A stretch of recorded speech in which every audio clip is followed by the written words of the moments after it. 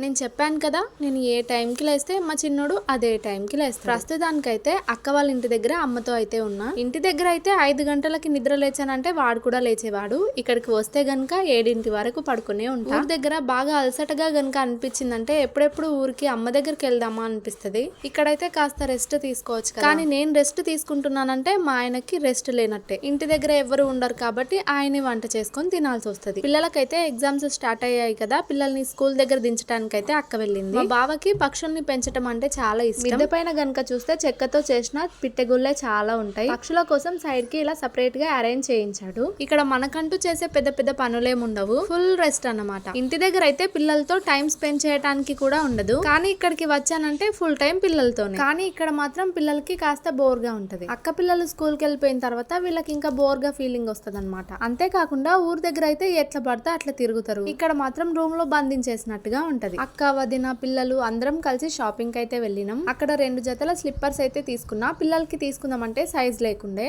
అంతేకాకుండా మ్యారేజ్ అయిన తర్వాత ఫస్ట్ టైం స్కర్ట్ అయితే తీసుకున్నా, లాంగ్ స్కర్ట్ అన్నమాట.